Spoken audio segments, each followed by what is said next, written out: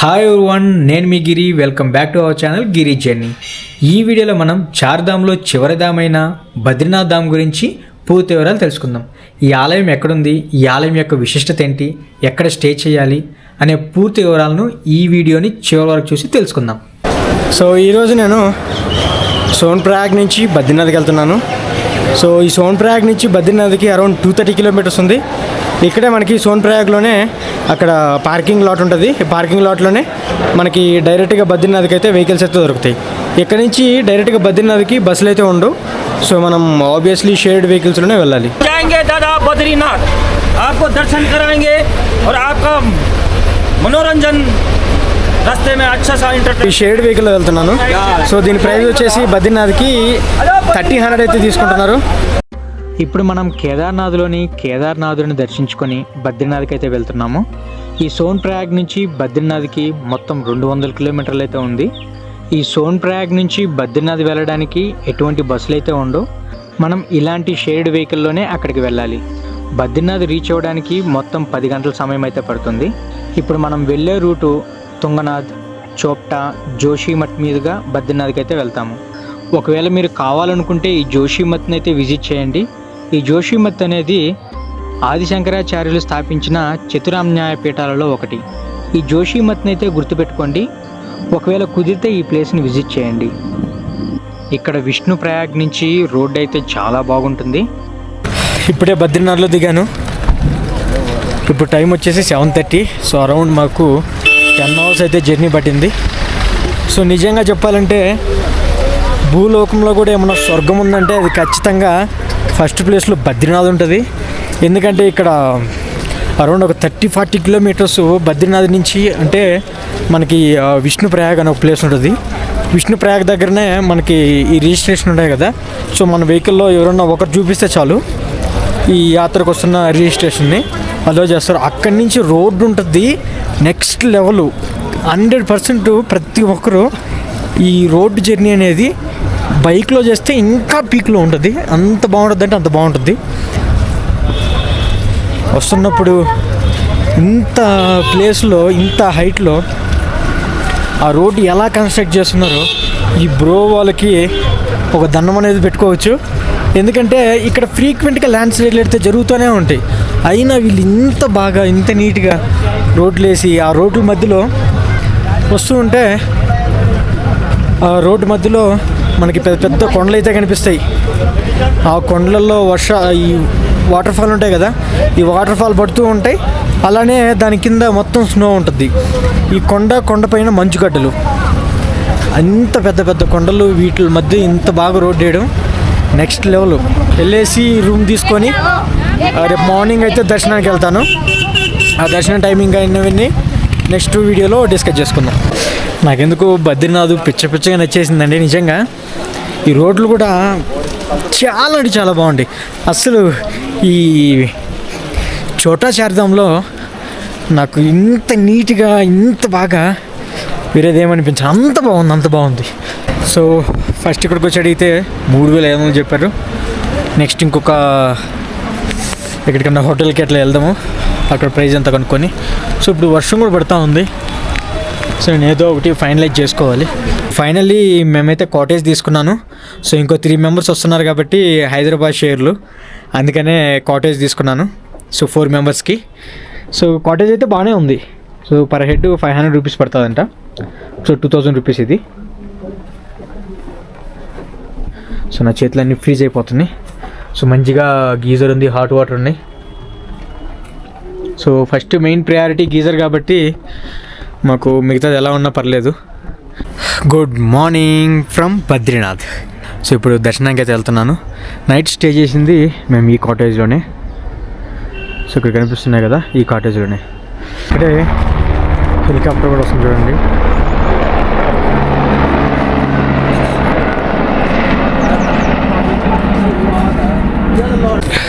నాకెందుకో చేతులు పోయినట్టున్నాయి, విపరీతంగా ఫ్రీజ్ అయిపోతుంది. సో దేన్ని హోల్డ్ చేయలేకపోతున్నా. బా ఈ సరిగ్గా తట్టుకోవడం అంత ఈజీ కాదు, మామూలుగా లేదు. విపరీతంగా చల్లంది. టెంపుల్కి వెళ్ళాలంటే ఇక్కడ ఉంది కదా, ఇక్కడ నుంచి మనం లోపలికి వెళ్ళాలి. ఇక్కడ బోర్డుని చూపిస్తాను చూడండి. బద్రీనాథ్ టెంపుల్, తప్తకుండు, బ్రహ్మ కపాల్. సో ఈ మూడు వచ్చేసి ఇటు సైడ్ వెళ్ళాలి లోపలికి, ఇటు సైడ్ నుంచి వెళ్ళాలి. సో పక్కన ఏదో ఉంది ఇక్కడ కనిపిస్తుంది కదా మనకు, అదే టెంపుల్. సో క్రౌడ్ కూడా బాగానే ఉన్నారు, ఉన్నట్టున్నారు. సో మనం ఇక్కడి నుంచి ఇలా వచ్చి ఇలా రైట్ తీసుకొని లోపలికి వెళ్ళిపోవాలి. పైకి వెళ్ళి అలా తిరుక్కొని మళ్ళీ రిటర్న్ రావాలి. ఇక్కడ మనకి ఆఫీస్ ఉంటుంది. ఇక్కడ మనం తీసుకున్నాం కదా రిజిస్ట్రేషన్, ఆ ఫామ్స్ ఇక్కడ చెక్ చేస్తారు. రిజిస్ట్రేషన్ అయితే స్కాన్ చేసుకొని మనకు స్లిప్ అయితే ఇచ్చారు. ఇంతటితో అయిపోయింది రిజిస్ట్రేషన్. యాక్చువల్లీ ఇది కనిపిస్తుంది కదా, సో లాస్ట్ చూడండి అక్కడి నుంచి అయితే లైన్ ఉంది. సో మార్నింగ్ 7:30కే అంత దూరం అయిపోయింది. సో ప్రెజెంట్ నేను ఫాస్ట్గా వెళ్ళేసి లైన్ నిలబడుకోవాలి, లేకపోతే ఇంకా ఎక్కువ టైం పడుతుంది అంటే దర్శనానికి. బ్రిడ్జ్ క్రాస్ చేసి అక్కడి నుంచి రైట్ తీసుకొని అలా వెళ్ళిపోవాలి. సో రివర్ ఫ్లో అవుతుంది కదా అలకనందా నది. సో ఇది అలకనందా నది. ఇదంతా క్యూ లైన్ చాలా దూరం ఉంది. ఇది ఆల్మోస్ట్ ఒక 1/2 to 1 kilometer వరకు ఉంది. క్యూ మోర్ దెన్ 1 kilometer ఉంది, 1.5 kilometer ఉంటుంది. మినిమం ఒక 3 hours పడుతుంది నాకు తెలిసి. సో మనం క్యూలో పోయేసరికి 8 అవుతుంది. ఒకవేళ మీరు మార్నింగ్ దర్శనానికి వస్తున్నట్లయితే చెప్పుల స్టాండ్ అక్కడ ఉంది, అక్కడైతే విడిచేయొద్దండి. ఎందుకంటే మార్నింగ్ కదా, ఎక్కువ ఫ్లోర్ కూడా అంతా చల్లగా ఉంటుంది, మనకైతే చొక్కలైతే కనిపిస్తుంది. సో వీలైనంత వరకు ఇక్కడ వరకు వచ్చి ఇక్కడ షాప్స్ అన్నీ ఉంటాయి. ఈ షాప్స్లో మన షూస్ అన్నీ ఇచ్చేసి మళ్ళీ ఇట్లనే రిటర్న్ వస్తాం వెనక్కి సైడ్ బ్యాక్కి. సో ఇట్లా వచ్చినప్పుడు మనం వాళ్ళకి మనని తీసేసుకోవచ్చు. ముందుగా మనం బద్రీనాథ్కి ఆ పేరు ఎలా వచ్చిందో తెలుసుకుందాం. పురాణాల ప్రకారం శ్రీ మహావిష్ణువు ఈ ప్రాంతంలో ఘోర తపస్సు చేస్తుండగా మంచు చలి నుంచి ఆయన్ని రక్షించేందుకు లక్ష్మీదేవి బదరీ చెట్టు అంటే రేగి చెట్టు రూపంలో నిలిచింది. అందువల్ల ఈ ప్రాంతాన్ని బద్రికాశ్రమం అని, అక్కడ కొలువై ఉన్న శ్రీ మహావిష్ణువుని బద్రీనారాయణుడని పిలవడం ప్రారంభమైంది. ఒకప్పుడు ఇక్కడ నరనారాయణ మహర్షులు తపస్సు చేశారు. వారి తపస్సుకు సంతోషించిన శ్రీ మహావిష్ణువు ఇక్కడే స్వయంగా వెలిశాడని పురాణాలు చెబుతున్నాయి. మరొక కథనం ప్రకారం దేవర్షి నారదుడు ఇక్కడ విష్ణు భక్తితో తపస్సు చేసేవాడు. అనంతరం కాలక్రమంలో విగ్రహం కనుమరుగయ్యి నారదకుండు ప్రాంతంలో ఉండగా ఆ విగ్రహమూర్తిని ఆదిశంకరాచార్యులు వెలికి తీసి ఆలయంలో ప్రతిష్ఠించారు. అప్పటి నుండి ఈ క్షేత్రం మరింత ప్రసిద్ధి చెందింది. సో ఇక్కడ బ్రిడ్జ్ ఉంది కదా, ఈ బ్రిడ్జ్ కాడి నుంచి మనము లెఫ్ట్ సైడ్ వెళ్ళామంటే మనకి ఇక్కడ తప్తకుండ ఉంటుంది. సో లేదు ఇలా రైట్ సైడ్ వెళ్ళామంటే మనకి బ్రహ్మ కపాలం ఉంటుంది. సో ఇప్పుడు మనం తప్తకుండకి వెళ్ళేసి చూసేసుకొని తర్వాత బ్రహ్మ కపాలంకి వెళ్తాను. ఈ తప్తకుండు వెనుక ఉన్న పురాణ కథ ఏంటంటే, అగ్నిదేవుడు తనపై ఉన్న పాపాలను పోగొట్టుకోవడానికి శ్రీ మహావిష్ణువుని ప్రార్థించాడు. అప్పుడు శ్రీ మహావిష్ణువు ఈ ప్రాంతంలో వేడి నీటిని ప్రవహించమని, అందులో స్నానం చేసిన శ్రీ మహావిష్ణువు భక్తులకి పాప విమోచనం కలుగుతుందని వరమిచ్చాడని చెబుతారు.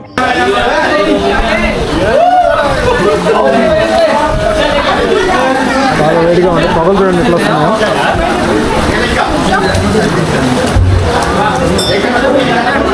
ఒకసారి బ్రహ్మదేవుడు అహంకారంతో ప్రవర్తించగా పరమశివుడు తన త్రిశూలంతో బ్రహ్మ యొక్క 5వ తలని ఖండించాడని పురాణాలు చెబుతాయి.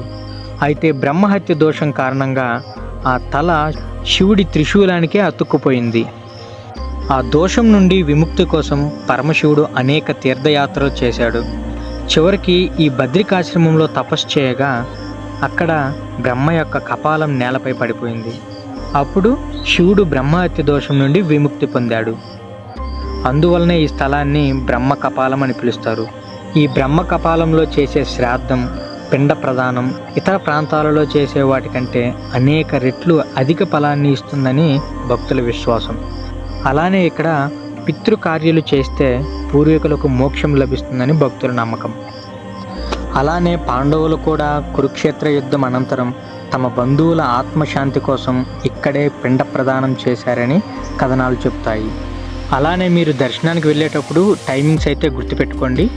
పొద్దున 4:30 నుంచి మధ్యాహ్నం 1 గంట వరకు, తిరిగి సాయంత్రం 4 గంటల నుంచి రాత్రి 9 గంటల వరకు అయితే గుడి ఓపెన్లో ఉంటుంది. ఒకవేళ మీకు దర్శనం త్వరగా అవ్వాలనుకుంటే అర్లీ మార్నింగే దర్శనానికి వెళ్ళండి, లేదంటే దర్శనానికి ఎక్కువ టైం పడుతుంది. సో ఇవి డార్మెంటరీస్. ఇవి ఇలా మనకి బద్రీనాథ్లో డార్మెంటరీస్ దొరుకుతాయి. సో దీని ప్రైజు బెడ్కి 500 రూపీస్ తీసుకుంటున్నారు. సో 1 డే అంతా ఉంటుంది. మనకి సాకెట్ ఒకటి ఇచ్చి బెడ్ ఒకటి ఇచ్చిండ్రు. ఈ వీడియో కనుక నచ్చినట్లయితే లైక్ చేసి ఛానల్ని అయితే సబ్స్క్రైబ్ చేసుకోండి. Thanks for watching.